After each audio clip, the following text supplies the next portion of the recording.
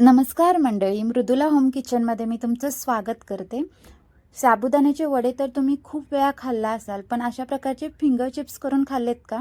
मला नक्की कमेंट करून सांगा. अगदी झटपट बनतात आणि बाहेरून मस्त कुरकुरीत आणि आतून अगदी पोकळ, खायला अगदी अप्रतिम लागतात. आणि ह्याच्यासोबत मी एक चटणी केलेली आहे, जी पूर्णपणे आपण उपवासाला खाऊ शकतो.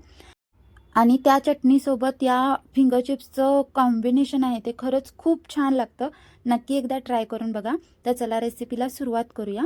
इथे मी एक बटाटा सोलून असा छोटा छोटा बारीक कट करून घेतला आहे. का आता याला मी उकडत ठेवणार आहे. पूर्ण बटाटा उकडायला फार वेळ लागतो. जर तुम्ही गडबडीत असाल ना, तर अशा प्रकारे बारीक कट करून उकडून बघा.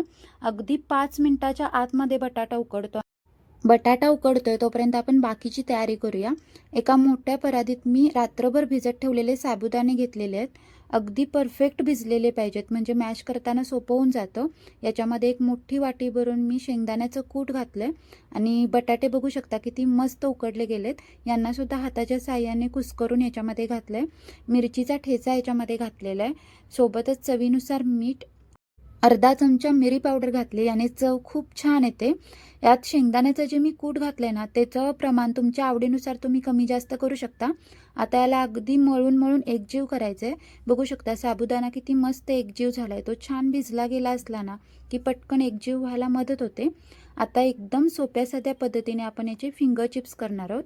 हे जे मिश्रण आपण केलंय ना, ते थोडं घट्ट करायचं आणि असं थापून त्याला मी चौकोनी आकार दिलाय.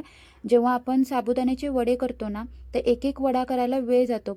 पण अशा प्रकारे तुम्ही थापून जर याचे फिंगर चिप्स कट केलात ना, तर कमी वेळामध्ये खूप सारे फिंगर चिप्स कट करून तयार होतात. बघू शकता परातीला मी खाली तेल वगैरे काहीच लावलेलं नाही आहे. पण आपण डो आहे तो थोडा घट्ट मळल्यामुळे पटकन हे वेगळे होतात. तुम्हाला जसं आवडतं त्या साईजमध्ये तुम्ही याला कट करू शकता. मी मीडियम साईजमध्ये याला कट करून घेतलं आहे. आता जे फिंगर चिप्स आहेत ते मी तुम्हाला वेगळे करून दाखवते. इझिली वेगळे होतात, काहीच त्याला प्रॉब्लेम येत नाही आणि तळतानाही पटकन तळून होतात. वडे तळायला जेवढा फार वेळ लागतो ना, त्यापेक्षा हे खूप कमी वेळामध्ये तळून होतात आणि दिसायलाही खूप अट्रॅक्टिव्ह दिसतात. तर चला आता आपण यांना तळून घेऊया. तेल आहे ते मी आधीच गरम करायला ठेवलं होतं. तेल चांगलं गरम झालं ना, की गॅस मिडियम करायचा आणि एक एक करून आपल्याला हे सगळे फिंगर चिप्स आहेत ते आतमध्ये सोडायचे आहेत. जितके मावतील तितकेच सोडायचे आणि वरती हे भरपूर सारे बुडबुडे आलेले तुम्हाला दिसत आहेत ना, ते हलके कमी होऊ द्यायचे आणि मग याला झारा लावायचा आहे. आणि अगदी आलटून पालटून आपल्याला चांगला गोल्डन ब्राऊन कलर येईपर्यंत याला भाजून घ्यायचं आहे. म्हणजे आतून ते मस्त पोकळ होतात आणि बाहेरून मस्त कुरकुरीत होतात. तर बघू शकता मस्त असा ह्याला कलर आलेला आहे. सगळ्या बाजूनी एकसारखा कलर आला आहे. तर यांना मी आता तेलातून निथळून घेते आणि ह्याच्यासोबत जी आपण चटणी बनवणार आहोत ना, ती बनवायला घेऊया. अगदी सोपी, झटपट, पटकन बनवून तयार होते. तर त्यासाठी मी एक छोटं मिक्सरचं भांडं घेतलं. त्यामध्ये कच्चे शेंगदाणे घेतले. तुम्हाला हवं तर तुम्ही भाजून घेतलात तरी चालेल. तर ह्याच्यामध्ये आल्याचा छोटा तुकडा, चवीनुसार मिरची घालायची, अगदी पाव चमचा जिरं, चवीनुसार मीठ घालायचे, जरासा लिंबू पिळायचा, म्हणजे चवीला खूप छान होते ही चटणी. आणि खूप सारी कोथिंबीर घालायची. तुम्ही जर कोथिंबीर उपवासाला खात नसाल तर याऐवजी तुम्ही खोबरं घातलात तरी चालेल. आणि छान बारीक असं पाणी घालून वाटून घ्यायचं आहे आपल्याला. हे कच्चे शेंगदाणे जरी असले तरी चटणी खरंच खूप मस्त चवीला होते. एकदा नक्की ट्राय करून बघा.